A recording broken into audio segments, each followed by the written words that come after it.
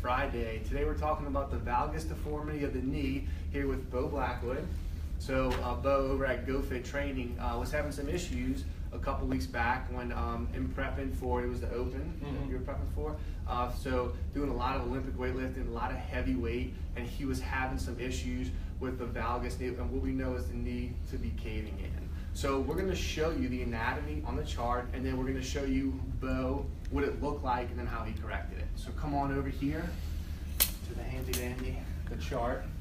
So what will happen, so we're looking at this person, they're facing us. In the valgus deformity of the knee, we'll see that the knee will actually track inward. It will cave in. We see there's a lot of structures here, not all of them which are seen on this chart, but it will put a tremendous amount of force here where the angle of this knee is actually a lot wider than it's meant to be. So it stretches these structures beyond their normal length. And so that can be affected in the hip, that can cause that. It can also be affected in the foot, the arch of the foot. So we're going to show a pattern assist specifically for the motion that was causing Bo some issues and how to fix it. So, Bo, if you would demonstrate. So this is what it looked like after I reviewed my videos from the starting portion here. As I drove up, right about here, my knee would collapse in. You see it come in. And then more collapsing as I stood up. Okay, so what we saw with Bo is that the knee was in fact coming in, caving in. And so what this led to was some moderate medial knee pain in the joint line there. And so we did some muscle testing. There was some glute med that maybe wasn't activating like it should. But Bo did a ton of different exercises, corrective pattern assistance exercises to help. Today we're only going to have time to show you a few. And basically, we wanted to correct the pattern of movement so that we weren't ingraining any bad movement patterns. So we're going to show you these two. There's still a lot more out there, and then we're going to talk a little bit more about what to look for in the future so it doesn't collapse, that knee. All right. So what we're going to do with Bo is, this is just a band. Here, Bo, I'm going to slide this forward here. And so Bo's going to step on in.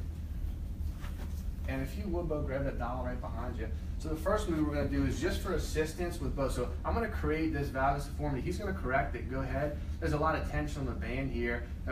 So just like that. So we'll do that for reps, but also Bo's going to correct it. Now hinge forward, Bo.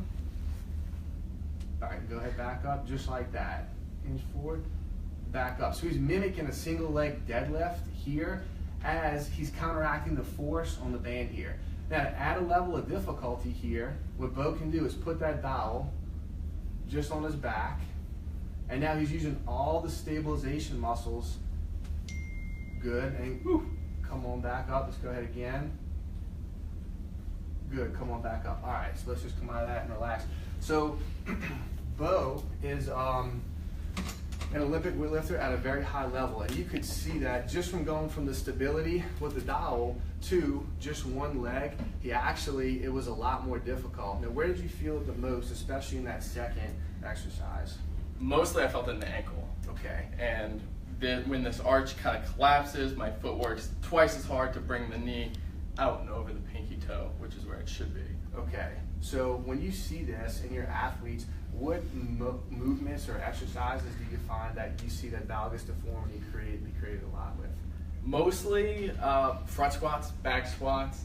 I don't see it much in deadlifts unless the athlete has their feet spread too far, and then they're picking the bar up here, driving the knees in. So we'll pull them out, pull the feet in, pivot the knees out a little bit more. Okay. But a lot of squatting exercises and box step-ups.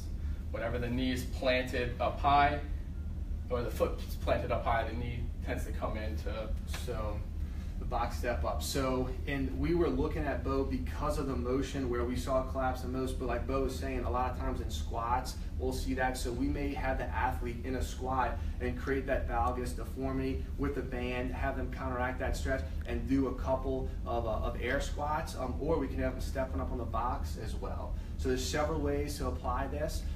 But be careful with that valgus deformity. You can rip up the knees. You can also cause issues in the foot and the hip. So Facebook family, we hope you enjoyed this edition of Functional Movement Friday. Have a great weekend. We'll catch you next time.